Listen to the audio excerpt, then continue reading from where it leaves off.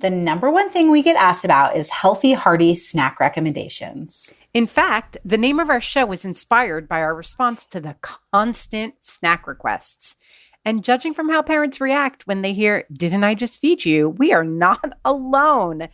It seems all parents with kids across all ages find keeping up with snacking a major challenge. Not to mention our own snacking too. We busy parents also need snacks that can fuel us in the right way, which is why we couldn't be more excited to share our new sponsor, Sunny. You guys, they might be the holy grail of snacks. Sunny Snacks are 100% organic, prepackaged snacks made with honest-to-goodness ingredients that are perfect grab-and-go sustenance for the whole family. Whether you're between meetings or picking the kids up at school, Sunny Snacks provide balanced nutrition to busy families on the go. They make a hummus dipper, pizza dipper, guac dipper, taco dipper, and granola bites with fresh blueberries. Think filling combinations of fresh dips, their delicious cassava, flaxseed crackers or bread dippers, and even cheese in some cases, all neatly packaged up and ready to eat. And we don't use the word fresh lightly. Sunny Snack Packs are made fresh weekly and shipped to your doorstep without any added preservatives, fillers, or gums. Sunny Snacks are a lifesaver. And of course they are. They're the product of a mom-owned business dedicated to supporting busy families with on-the-go solutions they can feel great about.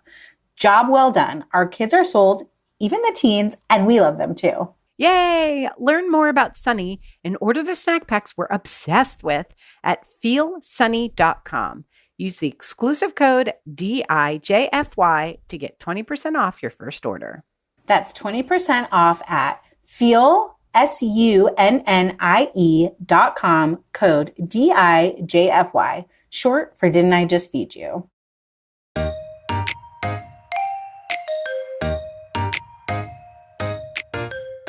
For those of us who are the cooks, like, we're spending time in the kitchen, and my hope is that that time is enjoyable for me. So like, if I don't want to stand on the stove and like stir and stir and stir for 20 minutes, like, how can I make what I want in a way that I want to do it?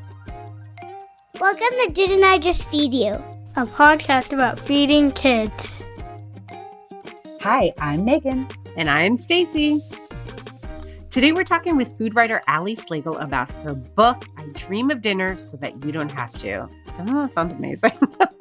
Yes. I want Ali to dream of my dinner. We've both mentioned Ali's recipes in our summer What We're Cooking and Eating Now episodes, and we know that this interview is going to be packed with dinner ideas for all of us. Before we get into it, though, we wanted to invite you to our Didn't I Just Feed You listeners community. Our free community is where listeners from all over the world come together to ask questions, offer advice, and share favorite tips and recipes with direct access to both of us. We think we're really special.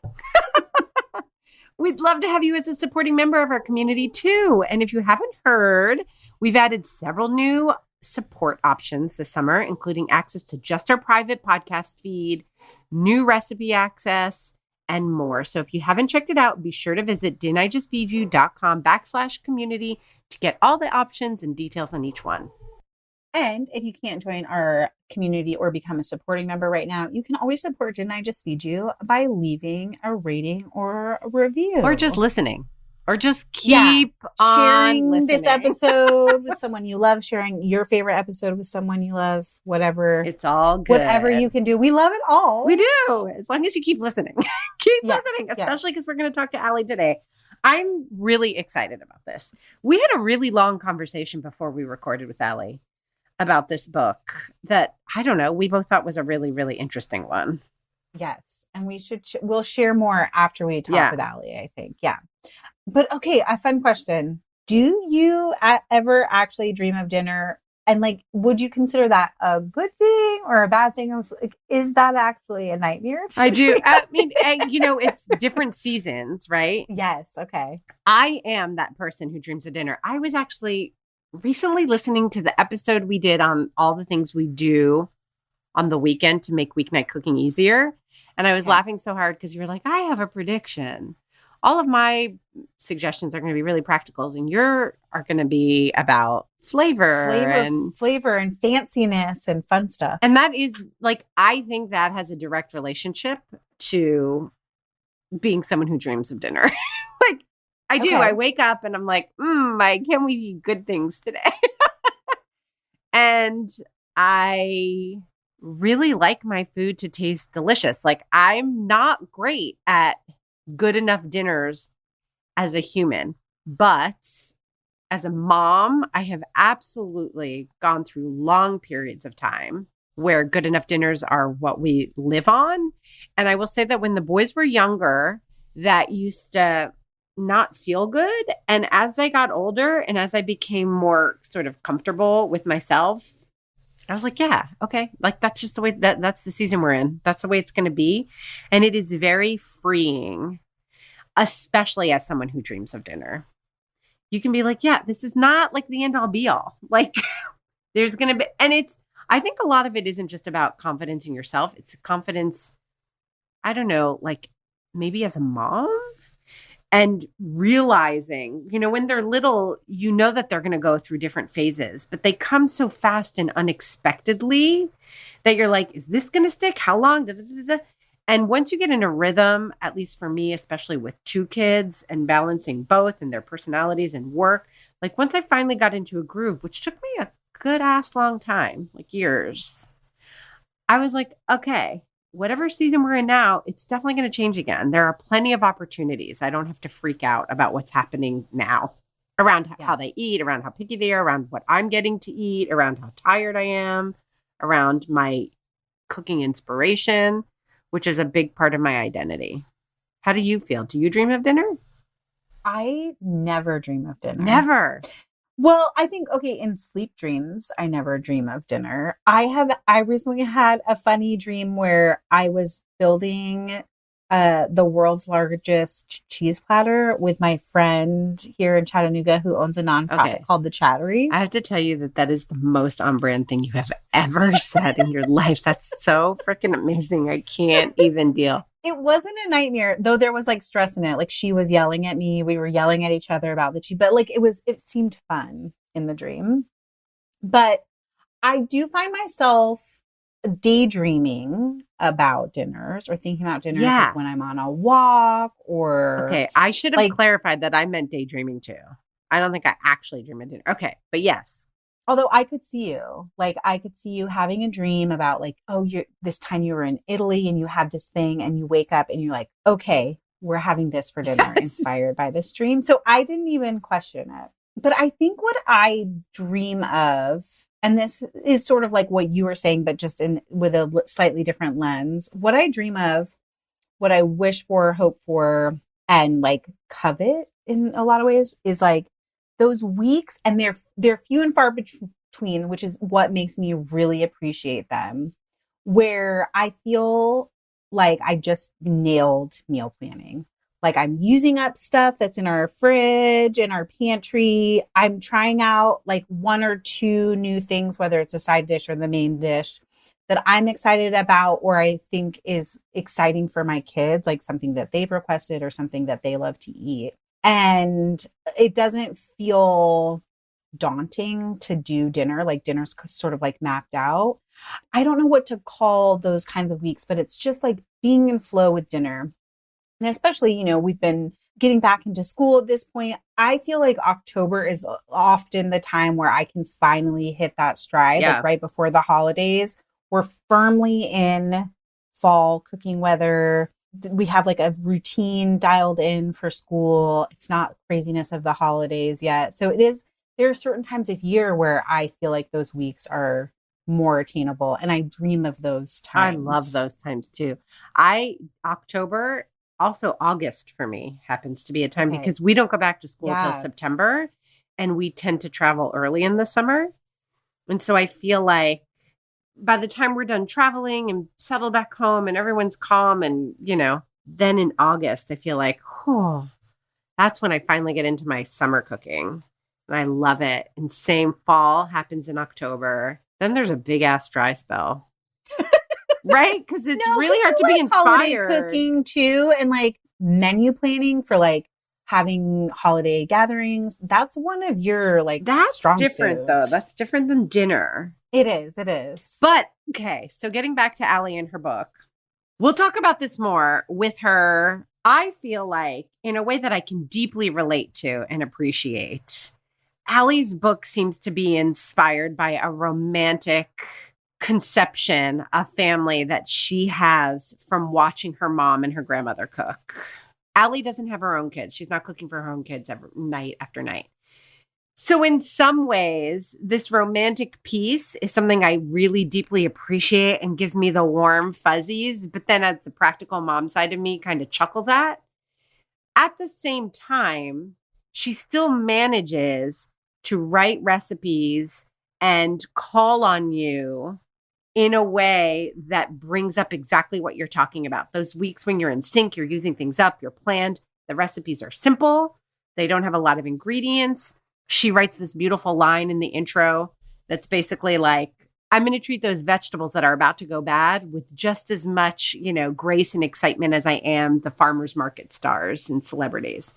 So I love that. Even though the book comes from this romanticized place of family, she still manages to put out a book that's really great for busy parents today. Yeah. I think there's a really great conversation that we should have after we talk to Ali. And we asked Ali about this too, about what constitutes dinner. Yes. Honestly, I'm a little upset there's not a dessert section. I know. Dream of dinner. I know. We were looking through it and I was like, oh, there's no dessert. You're like, yeah, because it's dinner. And then I was like, yeah, but isn't dessert also, part of dinner? I know. Well, what is part of dinner? What is part of dinner? Like a question we could honestly be asking every single guest, and everyone would give us a different answer. And like, if you asked single Megan what was dinner, is very different from Megan partnered or Megan with a family. So I think it's a really fun and interesting question. Maybe I'm going to start bringing it up at dinner parties instead of asking people what their podcast would be. I love it. I'm going to ask them what constitutes dinner. Well, let's start by asking Ali. Yes. Ali Slagle is a recipe developer, stylist, and most of all, home cook. She's a frequent contributor to the New York Times and Washington Post, where she published hundreds of low-investment, high-reward recipes. Previously, she cut her teeth on the editorial and creative team at Food 52 and 10 Speed Press. She's currently working from the road in her camper van for 6 months without a dishwasher, food processor, or stand mixer, which is crazy, but amazing.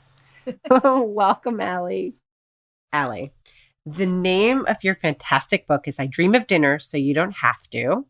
So we want to know, when you dream of dinner, what does it actually look like? Oh, gosh. I mean, the title of the book could also be All I Do Is Think About Dinner. Because when I'm, like on the train or I'm walking around, all I'm doing is thinking about like what's in the fridge, what odds and ends are in the fridge, and how can I bring them together into dinner. I'm almost like rehearsing a dance performance in my head in terms of like what I'm going to get to go home and do in the kitchen. I love that. So what is it like? What's on the plate? Like, does it depend? We want to talk about. It really depends. What constitutes dinner? So, that's a great question. So I think I always start with like, there's a restaurant idea that's like first in, first out, meaning whatever you buy first, you should eat first. But my version of that is like, what's going to go bad first? So it could even be herbs. It could be that I have like a huge bunch of basil that's not going to last more than 5 minutes. So how can I make all of that basil into dinner? And then I think about, what's like the bulk of the dish. So maybe it's beans, maybe it's pasta, maybe it's chicken. And then I think about like texture, like do I want to have something really crispy? Do I want to cut into something? Do I want like a warm bowl that I can hold really close to my face and like slurp with a spoon? And then I just keep going. So it definitely starts with like, what do I want to eat? And then it goes to like, what do I want to cook? Because I think for those of us who are the cooks, like we're spending time in the kitchen, and my hope is that that time is enjoyable for me. So like if I don't want to stand on a stove and like stir and stir and stir for 20 minutes, like how can I make what I want in a way that I want to do it? I have so much to say here. First of all, love that you started with first in, first out. That's actually one of our Didn't I Just Feed You principles, borrowed from our experience working in restaurants, which both Megan and I have done. And it's such a great rule to live by, especially when you're a busy home cook because plans change, things happen, things go bad faster than you expect them to. And especially in this moment when food prices are so high and when parents are really, in a lot of ways, at their wits' end, like not wasting money, not wasting food. It's such a great principle to start with. I also love, and I'm curious to talk a little bit more, and Megan, I want to know, because I feel like you had a moment too when Ali was talking about thinking about what constitutes dinner in terms of textures and desire, as opposed to a meat and three kind of mentality, as opposed to like what's on the plate, which is kind of the old school way of thinking about it. Like I need a protein, I need a vegetable, I need a grain, or I need a, something else. The fact that you start with like, what is the experience I'm looking for is really beautiful and appealing. And I wonder how it works with families with lots of kids. You know what I mean? Like, but I want to go there. Like I'm that cook who wants to make sure that at the end of my time cooking, there's something I want to eat, regardless of my kids. Megan has a slightly different approach. Yeah, mine is also incredibly pragmatic. I'm, of the two of us, more of the meal planner, like calendar person. And what sounds good or what feels good is actually like pretty low on my list for dinner most nights. I mean, definitely it's always stuff I want to eat, but there's like a lot of considerations when you have kids. And I think something interesting that bubbles up for both Stacey and I about I Dream of Dinner is there are many dishes where that could 100% be dinner, because lends itself very well to like, it's a bowl meal and like everything you want to eat is in that bowl. But there are some dishes where I'm like, oh, that feels more like a side dish for my family. And I would have to supplement that with like grilled chicken and some crusty bread. So I just would love to hear, like, for you, when you say something is dinner, like, is it always one bowl, or is there some room for like building out dinner a little bit more? That's a great question. So this book is 150 recipes, which for a cookbook is quite large. So much. And the point of that really was like to reach what dinner means to a variety of people, because I think there are definitely still people that imagine dinner as like a meat and two sides. And to me, my challenge was like, how do I do that in a streamlined way? Because I watched my mom, make a meat and two, and there are like 3 to 5 dishes happening and skillets and pans. And I'm like, I truly can't do that. Like that is too chaotic for me, and I will not be able to achieve that meal. So how do I make a meat and two in a streamlined way? But then I think there's also people who that like format of like what's on the plate doesn't really resonate with them. They want kind of like a make ahead, vegetable forward thing that they can adapt, maybe put tofu on one for one person or chicken on another. And then I think like there's this other layer in the book that really mattered to me, which was like dinner doesn't have to be a big ordeal. Sometimes there's a recipe in the book that's just a fried egg on a burger bun. And like sometimes that is the best dinner, because you can make it quickly in one pan and like it hits texture, like crispy, gooey, adaptable. And it was important to me to also kind of signal like, if you just want to make a hard-boiled egg with like some carrots, I don't know, like that's okay. Like it doesn't always have to be a huge production. It's so interesting that you picked that recipe, because I handed the book to my 12-year-old who loves food and is the more curious one about cooking. And I was like, dog ear, what looks good to you? And that was one of the recipes he dog eared, the egg sandwich. And it was funny because this conversation that Megan and I are trying to tap into is the conversation I had with myself, where I was like, first I was like, great, that's freaking easy. And that sounds delicious to me too. Like if I was still a single person, that's what I would make. But then I was like, in reality, he likes that. But like, he'll be like, okay, where's second dinner and third dinner? Because he's growing and eats a ridiculous, insane amount of food. And then dinner becomes this, it goes from being this pleasurable thing to this very annoying thing where, you think you've cleaned everything up and you've fed them dinner. And then he's like, I'm still hungry. I'm still hungry. I'm still hungry. I'm still hungry. And here we are 40 minutes after dinner has stopped and I want to be done. And you're still rummaging through my fridge. Like, get out. Get out. Yeah. I don't care that you're so hungry, you know? Make him the fried egg sandwich as like a snack. Yes. And then worry about totally. Yeah. So it really depends. But I love that you were trying to hit these different levels. Yeah. I think it makes the book very adaptable and appealing. Yeah, I think I tried, it's like the other thing is like there are people who cook dinner not because they want to, like because they have to. And what does that look like for them? And then there are people who like, this is their joy in life, but they're out of ideas. Like they just need new ideas. So I tried to think about like all instances in which someone is making dinner. Do you feel at all invested in taking people from one place to another? Like that person who has to cook just because they have to? Do you care about trying to inspire them to be someone who's like, I really like this? I do feel like there are some people that just don't like to cook. It's kind of like someone who loves soccer. I really believe that I don't love soccer and nothing could change me. And so I can't expect, I can't expect that. Ted Lasso? No. I don't know why I said we have been like playing soccer, which means just like running around the field just for fun. But like, I don't understand. I always think I'm going to trip.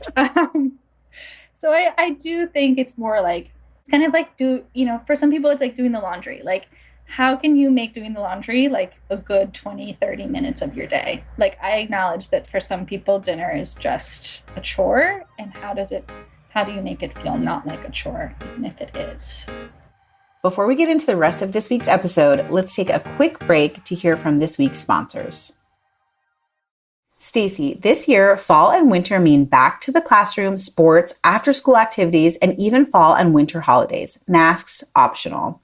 So more than ever, I'm looking to do all that I can to keep my kids' immunity boosted. I am right there with you. These days, staying well is not just about keeping our kids and their communities safe. It's also about keeping things running smoothly, to be honest. Having the sniffles can cause confusion and stress, disruption. So vitamins are an especially important part of our routine. That's why I couldn't be more thrilled that Hiya Health is back as a Didn't I Just Feed You sponsor. We were introduced to Hiya's chewable children's vitamins last year, and they quickly became our favorite. And it's no wonder that they did. Hiya vitamins are made with a blend of 12 farm-fresh fruits and vegetables, then supercharged with 15 essential vitamins and minerals known to help support a healthy immune system, energy levels, brain function, mood, teeth, bones, and more. And the best part is that they are made with zero sugar. Did you know that typical children's vitamins are filled with as much as 2 teaspoons of sugar, a bunch of chemicals, and other stuff that many parents try to avoid? None of that is found in Hiya vitamins. It's also hard to beat their convenience. Hiya vitamins come straight to your door with a pediatrician recommended schedule. The first month comes with a reusable glass bottle that your kids can personalize with stickers. Then every month thereafter, Hiya sends a no plastic refill pouch of fresh vitamins. Good for the planet, no sugar, non-GMO, vegan, dairy-free, allergy-free, gelatin-free, nut-free, and my kids like them. What's not to love? We've worked out an exclusive offer with Hiya for their best-selling children's vitamins. Receive 50% off your first order at hiyahealth.com/DIJFY.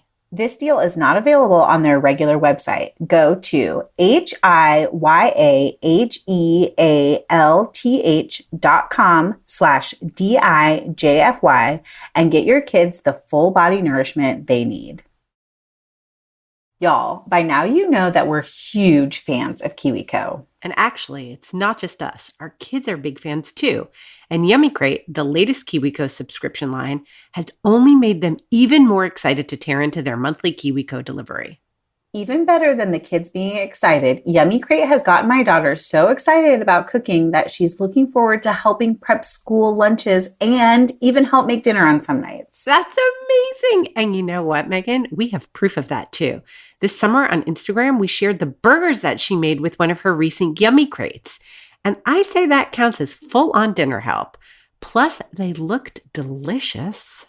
They were, and the whole process was simple too. Each month, Yummy Crate delivers high-quality kitchen tools, 3 recipes, and 2 projects that teach kitchen skills and get kids cooking. Before each crate arrives, you also get a shopping list that includes alternative ingredients to accommodate different diets from vegetarian to vegan. Done and done. KiwiGo is designed to foster a love of science and cooking in kids ages 6 to 14 with recipes and activities that explore hands-on experimentation. And there it is, all really happening in your very own kitchen. And it can happen in yours too. Feed your kids' curiosity this fall with hands-on kitchen experiments with Yummy Crate from KiwiCo.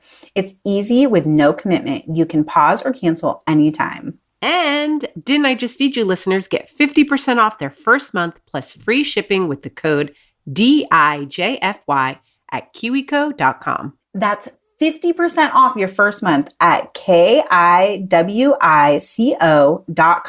Promo code DIJFY, short for Didn't I Just Feed You? Hi, I'm Heather. And I'm Brittany, and together we host Okayest Moms, the podcast. Every Tuesday, you can find us in your podcast feed with a new episode on a variety of motherhood topics. Motherhood looks differently for everyone, and none of us are doing it perfectly, no matter what anyone's Instagram feed tells you. We believe that in order to be the best mom, whatever that looks like to you, you need to carve out an identity for yourself so that you feel like someone other than just mom. With a mix of lighthearted episodes where we discuss things like pop culture and kids' birthday party norms, to heavier topics like helping children cope with grief and redefining your relationship with alcohol, we set out to normalize imperfect motherhood and empower you to make whatever decision is best for you and your family. And don't miss our monthly Okayest Mom Moment episodes where we share listener-submitted stories from the motherhood trenches.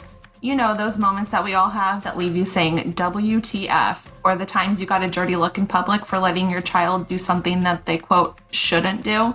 The kind of stuff that you'd only share with your best girlfriends and not strangers on the internet. Find us wherever you get your podcasts, on Instagram at Okayest Moms Podcast or at okayestmoms.com. This is such a great question. And I'm also really glad that you mentioned your mom, because in I Dream of Dinner, you talk about like how inspired you are by your mom's cooking, by your Nona's cooking, and this sort of like romanticized version of what dinner is. And I think for a lot of parents, it doesn't feel like that right now. We talk a lot on Didn't I Just Feed You about how there's seasons, and like Stacy's in a season where she gets to do a little bit more of that like romanticized cooking, and I'm like really in the depths of elementary school kids. There's different challenges in those different seasons. We reference our moms. Both of us grew up with single moms, and I learned to cook, I say, because my mom, I just got tired of Hamburger Helper all the time and wanted to try other things. But do you feel like there's a big shift from like how our moms cook, how your mom cooked, and like what resources, like time, budget, thinking about sustainability, that there's like more challenges for busy home cooks right now? I think there's just more awareness of challenges that have always been there. Like, I think sustainability is a big one that I am definitely thinking about more. I think prices too are interesting because they're just fluctuating a lot more. So what you thought in your mind was cheap one day might not be the next day. And so it kind of can like screw up your plans a little bit. But I think my mom's cooking and my grandma's cooking has always been one of efficiency and resourcefulness, especially my grandma. Like, I think it's like a Depression era trait. She like cannot throw any scrap of food away. And I feel the same way, but I think more it's like a fun challenge. Like, yeah. It's also like, I don't want to take the trash out to the dumpster. So like, how can I put less trash in the trash can, you know? I'm here for that. I'm here for that thinking. I feel like I have just learned more, like, you know, that you can actually eat like every single part of the fennel, like that you can eat the core and the stalks, and like just the more that you know about ingredients, the more that you can be resourceful. I love that word. I think resourceful is a really like great beacon when you're in the kitchen, especially these days. The tagline for your book: low effort, high reward recipes. What makes a recipe low effort and high reward? Because man, does that sound perfect. I I know. Isn't that what we all, I literally dream of that as a recipe writer. I'm like, how can I make this taste the best and take the least amount of Yeah, I time? mean, I think like your experience of like making dinners 3 times a night, like it's just not something I've experienced. But I think as a result, I just am trying to make things as streamlined and efficient as possible for all of those occasions. Like I can't live every single person's life, but I think what I really try and do with my recipes is make sure that they are secondary to your life. Meaning, like, I've definitely tested recipes for other people, and I have spent the entire day procuring the groceries, making the thing, washing up after the thing, getting the right tools. And like, there's a time and place for that. But I hope that my recipes kind of slip into people's lives so that they can chip away at it when they have time. They can adapt it to what's in the fridge, all of that kind of thing. So I think I'm always just thinking about like real life moments as I'm cooking. So like suddenly I'm making something and like something starts splattering. It's like red light. We must stop. Like I don't want to clean up this mess. And I cannot ask anyone else to. I so deeply appreciate this. And I feel like I'm older than Megan. Megan's older than you. When we were coming up, I do think that there was this big divide between family cooking and then everybody else who wrote for like, you know, general publications like Food and Wine, Bon App, all these places. And I don't know, I'm going to speak for myself, but Megan, I think I speak for you too, because we've talked about it. As a recipe developer and food writer, editor who focused on family, there was this feeling that you were looked down on a little bit because you were trying to nail this low effort, high reward in a time when that isn't how food was being approached for all home cooks. And I do feel a big shift happening with younger food writers like you that I so appreciate because it's bringing the sensibility of this food that we grew up and like admired and loved. This, you know, for lack of a better word, there's something sort of chefy still about, you know, using certain ingredients that are now more widely available. And it actually isn't chefy. You know, it's pretty easy to find chili crunch or lemongrass or what have you, but making it simple because, you know, there were a lot of people in the food space who were focusing on family who were still talking about only mac and cheese and chicken nuggets. And there's like a place in between. And it's so exciting to see younger food writers hitting that place in between for everybody, because it really is a great way to cook.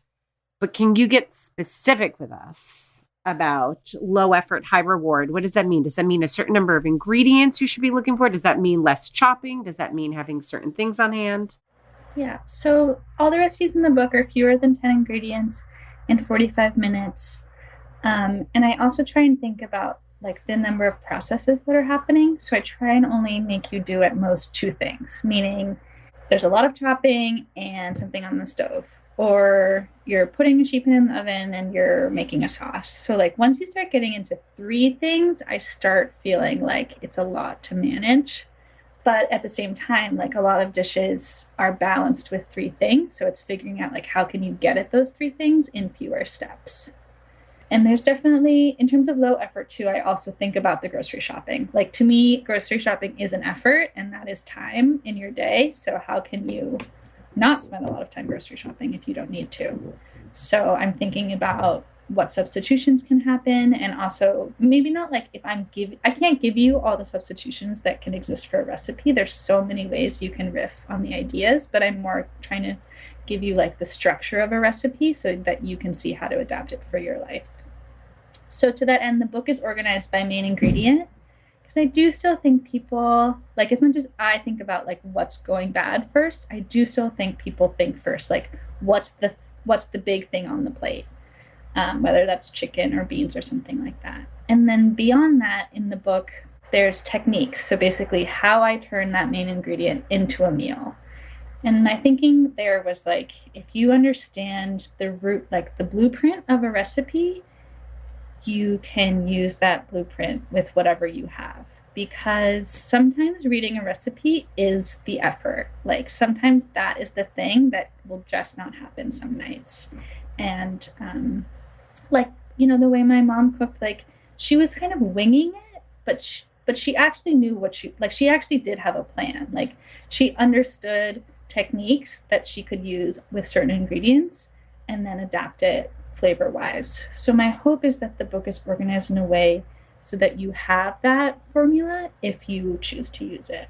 Yes. We have to talk about how brilliant it is that there are no head notes on the recipes. Every recipe just has like a little tagline that's sort of descriptive. And we both love that because it's like, let's bypass the bullshit and let's get right into what you need to know. I'm so curious because you talked about like the length of the ingredient list and this idea of like winging it, but with confidence, which is improvisation, really. The ingredient lists are not prescriptive. They just give like the basic ingredients that you need at a quick glance. And then within the recipe, you've given more exacting amounts. What has the response been to that? I'm asking this a little bit because Stacey and I, like, we feel a little bit differently about it. It was a definite risk for sure. And some people get it and really feel liberated by it. And some people want to skewer me for it. Like some people are so mad about it. And I get it. Like it's a new way of thinking about reading a recipe. My hope is that we're thinking less about like making a recipe and more about cooking. And my hope is that the structure of the recipe kind of like inches us in that direction so that we can be more resourceful, more efficient, more just like cooking what feels good instead of like what a recipe is prescribing. So the way that the information is formatted is there's kind of like a shopping list. So you can scan this list of ingredients and see like, do I have these things? What do I need? And whatever you don't need, there are measurements for you, but they are in bold in the recipe steps, which means one, you will have to read the recipe first, which is kind of my sneaky way of forcing you to read a recipe before you start cooking it, because introductions always say you should and no one ever does. So that was my hack for that. Or you just don't worry about the measurements and you buy something from the grocery store, and most of the recipes use like a full common measure of something. So either you'll be set or you might have like a little bit too little of something, and then you're okay. Like there are substitutions for you. Like this is when you start making decisions for yourself and figuring it out. For sure. Yeah. I think there are people who really feel strongly against that without like revealing who of us. I think I can figure it doesn't. out. Yeah. It's me. But I actually feel less strongly now that I hear you describe it. It works for me.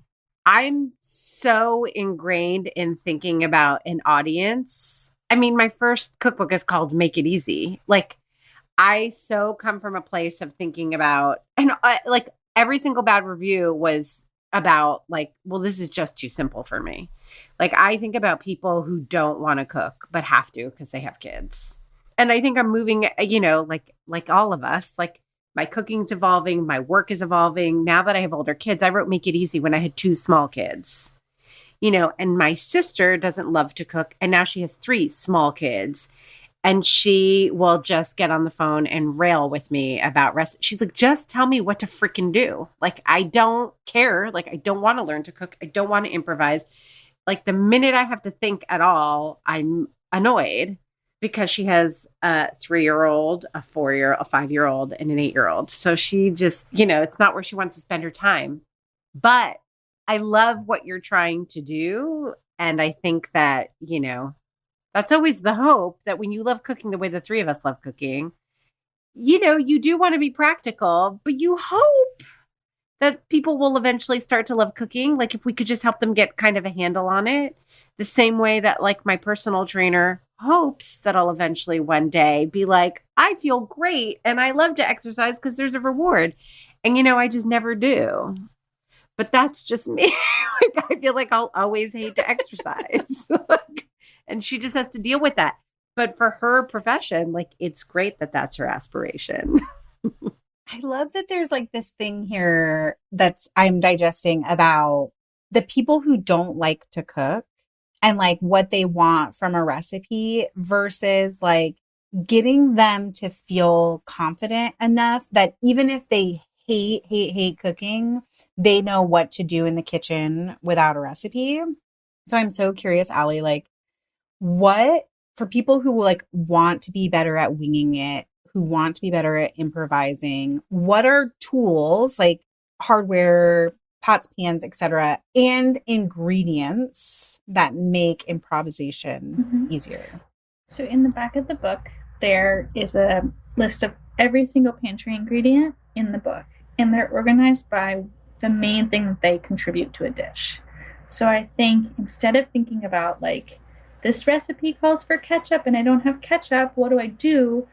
It's understanding what that ingredient is doing in that recipe. It's my favorite part of the book. It's genius. Oh, thank you.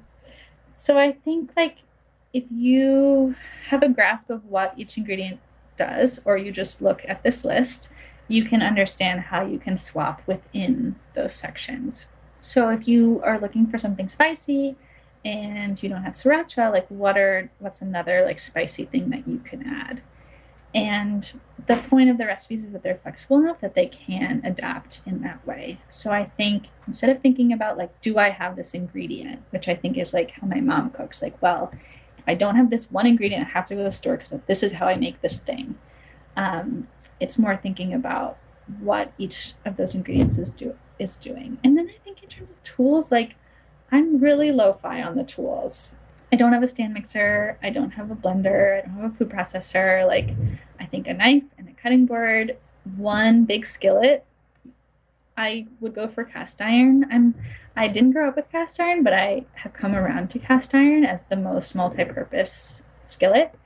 And then a sheet pan and like some big mixing bowls. I love that there's no like measuring spoons, measuring utensils at all on that list. Yeah, I mean, I think, you know, a lot of like no recipes don't include measurements. And even that for me is a little scary. Like, I think you just need like a general sense. Yeah. And I think too, like, just keep cooking. Like the more you do it, the more you will understand what ingredients are doing and what like a certain measurement looks like without having to measure it. Totally. Before we play our favorite game, which is Kiss, Marry, Kill, and we're going to put some of the recipes from I Dream of Dinner up against each other, I have as our resident pastry chef baker, I have a question. I know you did 150 recipes, so probably there wasn't room for it, but like, why is there not a small dessert section in I Dream of Dinner? Like I think of when I ask myself what constitutes dinner, a little sweetie afterwards is included. So I bake because I want to eat the thing, not because I enjoy baking. So Amen. So I'm like snacking cakes, Yasi or Effie's book, like that's my jam. Yes. Like one bowl, stir it together, keeps for a couple days. Even sometimes like cookies, like portioning the cookies, like kind of a lot of work. So for me, like I'll just have some chocolate and like be totally fine. Or like some sort of assembled thing, like ice cream with like nuts on top or something like that. I've developed one baking recipe in my life and it took over. It was too much. That's amazing. I feel the way you do, but I've developed more than one baking recipe, but I hear you. But also even you just saying like, I would assemble things. I feel like as much as there's like Snacking Cakes is a great book. We just had Jessie Sheehan and her new book, Snackable Bakes On, which I feel like you would adore for the same reasons. Like there's a lot of the same ethos in her book that are in I Dream of Dinner. But like now I'm like, well, I want to know what Ali would put together to make dessert. That's like that low effort, high reward dessert. So maybe that's the next one. Okay. I know Megan wants to jump into the game, but I actually, because I think you're going to do recipes for Kiss, Marry, Kill, but I want to hear that if Ali had to live with only 5 low effort, high reward ingredients, what they would be. You have to be specific too. You can't just be like beans. We want to know which kind of bean, what cut of pasta. So I think the thing is about this question is a lot of people would pick like the bulk, right? Like the bean or the chicken, but also those things have to taste good. So the flavorings are very important. So the first thing I would say is lemon. Yes. Because when something is like kind of drab, if you just put some lemon on it, it's better. It's so much brighter, and it can do so much for us. And it also comes with something with the peel, so you can zest it too. So you can get two layers of flavor out of one ingredient. Love it, love it, love it. Mm-hmm. I'm Greek, so I'm very partial to lemon. Oh, so many lemons in this household. So I can't even have like olive oil as a freebie. It has to be one of the 5. I say you can, but Megan, I can tell she's Yeah, no. Like I think butter, Yeah. olive oil, salt, those are freebies. Okay, great. Okay, so okay. I was gonna say if those were the next 2 and I only had 2 left, that would be scary. Chickpeas, because they can be sturdy, meaning like you can make a salad, but you can also puree them into something softer. And you have like good starchy liquid that you can use to bolster a sauce, make a creamy sauce. And I just love them. Also, so like you have kids that you have to deal with, like whether or not they like what you eat. And my boyfriend and I have very different eating tastes. And like I could eat beans every single day and he will not do that. But he can get behind a chickpea. So I'm also thinking about like what is a universal food in this household. Yeah. To me, chickpeas and beans are not that different, but for some reason there's a delineation in his mind. So that's it. Okay, so pasta. Mm-hmm. I eat a lot of pasta. I'm currently on like a little bit of a pasta break because I think I overdid it. But in terms of a shape, I would say orecchiette is the most multi-purpose because it's a soup pasta or a pasta. I love that. It works really well in one pot pastas, meaning like you cook the pasta in the sauce and stir it all together. And I love how it like holds a sauce like a spiral pasta, but can also deal with like a thin sauce like a long noodle could. Hey, you've got 3. 2 more. I'm just picking starches. I realize. This is a no judgment zone. If your diet is starch forward. It's beautiful. You're eating what we want to eat. Okay. I would say broccoli rabe.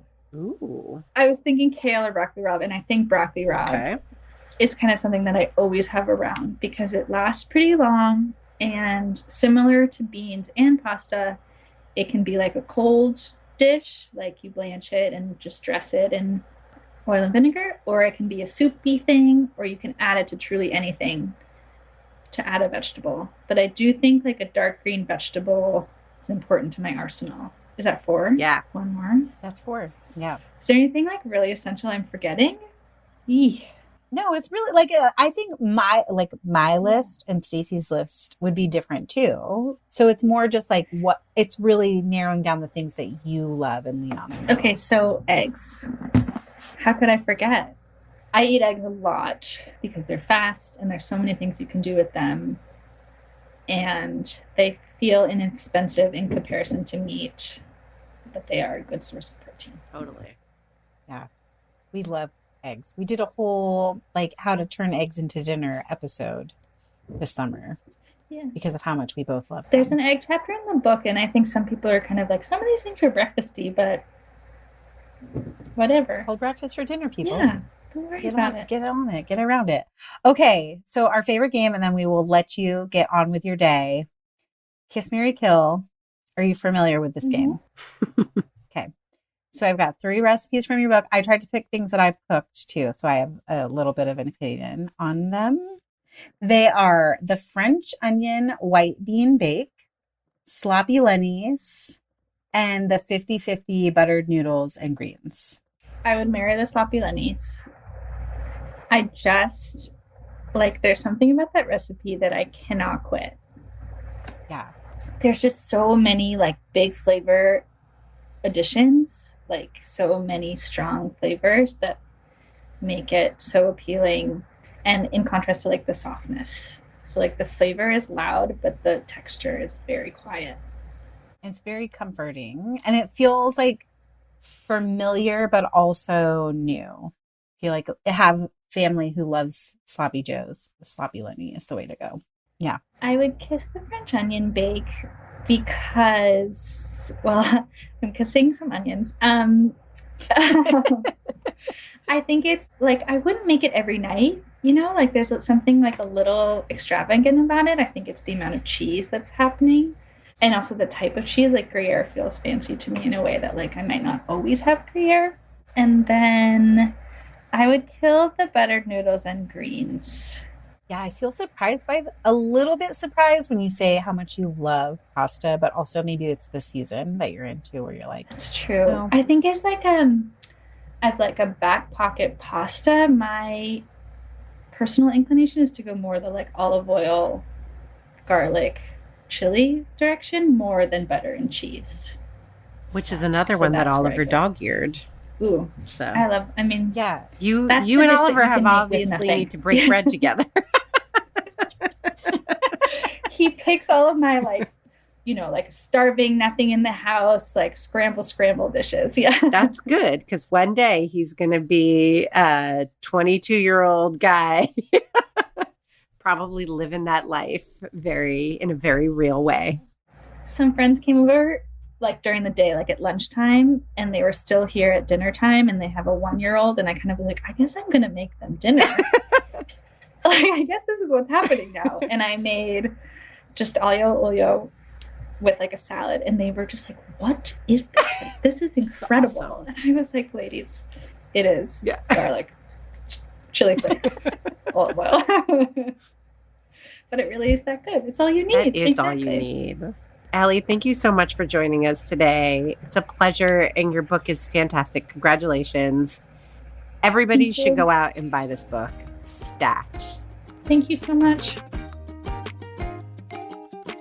Okay, I loved chatting with Ali. I feel like a lot of my pantry picks are similar / different, and I want to hear what our listeners community is going to say about their like 5 things that they could have on hand.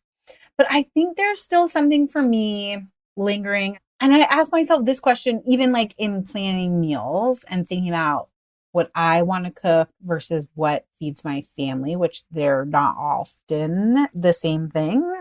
And I feel sort of bad. I was like, oh yeah, how I feel and what I want to eat was like very low on the list of priorities when thinking about dinner. But like, what constitutes dinner for you? Does dinner always include a side? And like, even what is a side dish? Like, is bread a side dish? You're asking? Yeah. Okay. I'm asking. Because those are also rhetorical questions that I think are really good. And I think that, you and I have struggled with this because there's something about the pressures that you and I have experienced that we think many, not all, family home cooks, busy home cooks experience that we can't quite put our finger on, but then we also want to have this really broad understanding of what it means to be a busy home cook and what it means to cook for family. Ali isn't just like cooking in a vacuum. She's cooking for her boyfriend. And that's another person. That's more taste. Like, it feels like that's really different than a single mom cooking for a kid, which is just a 2-person household, the way Ali's family is a 2-person household. But maybe it doesn't have to be. We're trying to be expansive, but at the same time, kind of drill down into what it means to be a busy family cook in this moment in time where many parents are worried about budgets. Mm-hmm. Nutrition is a thing that we worry about, maybe needlessly. It's like Ali said, it's like we know more now. There's more awareness of all these anxieties. There's just plain old being burnt out from 2 years of being in a pandemic and trying to raise kids. And that is a differentiator that I think has to do with whether or not you are raising kids in your home or not, because they're the pure exhaustion of going through it emotionally yourself and then carrying the weight of worrying, what does this experience mean for these small people who I'm responsible for, these younger people who I'm responsible for. Yes. And we're burnt the heck out. For me personally, what constitutes dinner, I'm just thinking about the dinner that I made last night, where There's still some corn left, believe it or not. Cut corn off the cob and just made pasta with corn, Parmesan, lots of black pepper. And then I sauteed zucchini on the side with some fresh Roma tomatoes and garlic and a lot of olive oil. So it kind of got nice and cooked down and jammy. Oliver, I know, doesn't like zucchini, so he didn't eat that. And then there was plenty of corn in the pasta, but the corn got left on the bottom. It was a very quick meal, but it felt very satisfying to me because there was something about it, even though it only had a few ingredients, that felt a little bit sophisticated, felt a little bit like it satisfied me. Then when he didn't eat any of the vegetables, I was like a little bit annoyed about it. So I don't know, but that felt like dinner, even though it didn't hit all the marks, even though he didn't eat his vegetables. And clearly for me, vegetables have to be a part of dinner. There have to be vegetables for it to be dinner.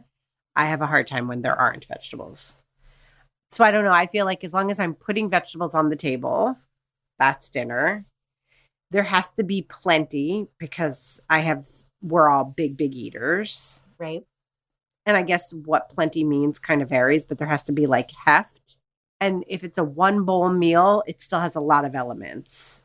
So it could be a little misleading to say one bowl meals satisfy us because those one bowl meals usually require multiple steps or lots of chopping or opening cans because I need to have a protein and maybe beans and a lot of vegetables and a dressing. So in a way, last night's pasta with a side of sauteed zucchini was easier than a one bowl meal. So vegetables, heft, and I don't know, there's this little something about what I want to eat and it feeling sophisticated. That's completely the wrong word. It's a thing we talked about recently in the listeners group when something feels fancy. It feels like high reward. So that, I guess, I don't know. That was a very long ramble.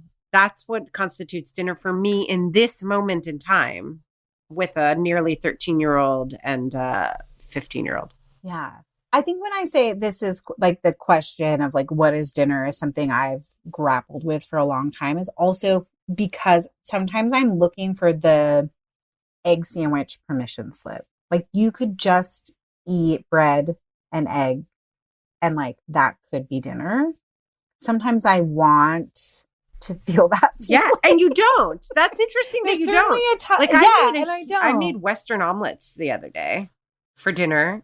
But then see, that's more components, right? Because you're getting the veggie, you're getting that heft that you're talking about, you're getting that high reward thing that you So that to me feels like egg and bread, but it hit all the notes that I said. It's not just scrambled eggs and bread. Yeah. I added heft, I added more veggies. And then it felt a little bit more flavorful than scrambled eggs. So it was just eggs and bread, but that to me felt like dinner. And also, we've talked about this once before, maybe in a What We're Cooking and Eating Now episode, where there's something I'm trying to unlock about this idea of and this is true of bowl meals that uses a great example of is there a way to make something that feels like dinner? And I think that there is, where you cook one thing, you're really doing hands-on cooking of one thing, but then everything else is either assembly, chopping, opening cans, or something that you bought that I think might be a little bit of magic for making dinners in a didn't I just feed you way, even in a way that I would dream about, in a way that I would hit that flow, that cadence we were talking about, weeks where I'm excited about dinner and I feel like I'm hitting all the marks for my family too. When you feel like you hit the marks, what is it? So what is dinner to you? Can you answer the question for yourself? No, I can't. That's okay. No. I was just curious. So it's funny because I feel like your pasta example of doing pasta with sort of a quick sauce, and there's a veggie component that can be added to it because you could do the tomatoes and zucchini and stuff in the pasta too, and then I ended up combining mine totally. Or it could be separate for someone who's a little more selective about their veggies. I feel that's something I do once a week. Or in the summertime, we do a lot of I make tortellini and the kids have chopped cucumber and tomatoes, but I'm putting my tortellini on like a bed of greens with like my favorite dressing. So I'm kind of like getting more reward for myself out of the meal. Mm-hmm.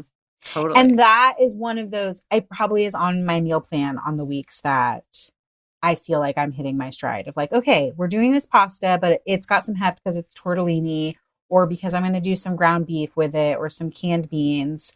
There is a vegetable component to it, but it's like easy breezy, beautiful, whatever the vegetable component of it is. But then there's stuff like sloppy Lennies. I would do sloppy Lennies and like potato chips, or like literally like greens and vinaigrette salad, and feel like that was dinner too. But that's like a little more effort to me than the pasta. It's like not always, gotta cook lentils. I don't know. That seems like more effort. Yeah. So I think it's different on different nights and in different seasons too. Something just occurred to me, because you say you feel like you hit a stride and you're feeling good. And you're like, and then I have that on my meal plan every week for a little while. Like then I'm in a stride. For me, when I'm repeating meals, that's when I'm not in my stride. See, I think it's when I say it's on our meal plan every week, it's more of it's more like the template idea of like, okay, there's a pasta dish, but like what I'm doing every week to make that pasta dish exciting is different. I feel like anytime I have anything where I'm repeating, I'm like, I'm in a slump. Yeah. Interesting. I like new. Like a little consistency. And comfort in that and routine. Yeah. Yeah. Yes. Oh, and that's how Mike feels too. My kids have even complained. I wrote about it in one of my cookbooks, actually. Oh, gosh, I can't remember which one. I think it might be in Winter Chicken Dinner, because I made bolognese with chicken. That's really delicious. But the head note, which now I'll never write a head note again. Thank you, Ali. The head note tells the story about how, I think it was Isaac, maybe Oliver. Don't remember. Who cares? Was like, you never make the same thing twice. Because like when I'm in a groove, I don't make. And I was like, yes, I do. Like I always make this meat sauce for you. And he was like, no, you do. Okay. You make that meat sauce, but then you're making this meat sauce, and then you try another meat sauce, and then you try another meat sauce. So I think a lot of people crave consistency and comfort. I'm not that person. Like I love it when I'm like, oh, this is something new. I haven't made this before. Let's do it. Like then I feel inspired. Yeah. I'm not inspired by regularity. I was going to say, isn't there that's annoying for my family? For inspiration in routine? I think absolutely. Yes. I think so too. It's not for me, but I totally get it. In fairness, there's other stuff that you're very routine about. Like you use the example of exercise. You are when you have a good exercise routine, I can tell it's different to your energy and like what you're inspired to do and what you have going on. Totally. And I hate it every time I work the plan. I'm like, this sucks. This sucks. So yeah, it's like that to me is routine. So I can imagine someone who separate from you, because you do love cooking, someone who doesn't love cooking, finding a lot of comfort in that routine, because the things I don't like to do, I have to have a routine or else then I just won't do it. And then I'll feel crappy. But you hit something there.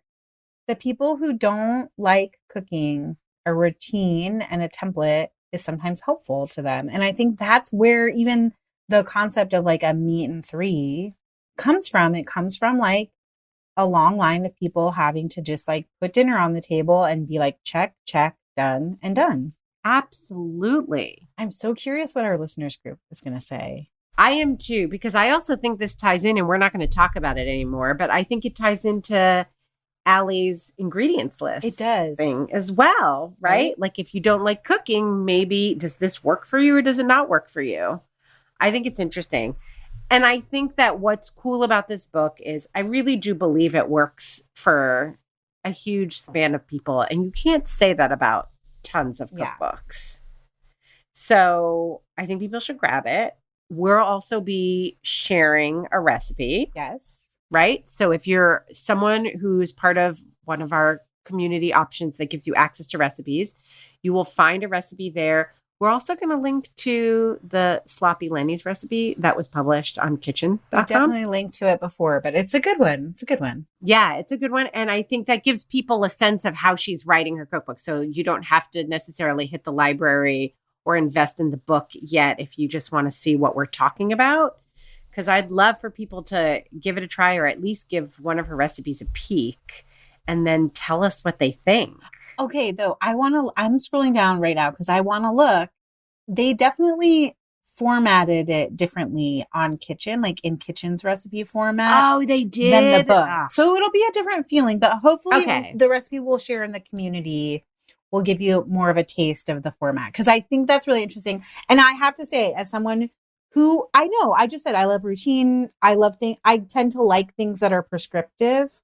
I do find the format of this book very inspiring in and of itself. I like that I can flip through it and be like, oh, here's an idea I can riff off of. So for me, it's like the sweet spot between practical and aspirational of a cookbook. And I kind of feel like if you're a busy home cook and you're burnt out, you might need to have it. But we've mentioned the community a couple times. And so I want to make sure you know, if you haven't joined us already there, you can join for free at didn'tijustfeedyou.com/community. Or if you want to get in on those free recipes, bonus episodes, other goodies, join our supporting community. You can also keep in touch with us on Instagram, where we are at Didn't I Just Feed You? Should I mention we're trying to be on TikTok too? Tease it now, yes. Try looking for us. See what you find. It'll be a surprise to you and to us as well. Or you can sign up for our newsletter. And of course, don't forget to subscribe to Didn't I Just Feed You wherever you get your podcasts. Or if you're already a subscriber, leave us a rating and review. They bring us joy and they help other busy home cooks find us. A huge thank you to our producer, Samantha Gatzik. I'm Stacy. And I'm Megan. Stay sane and well fed until next week.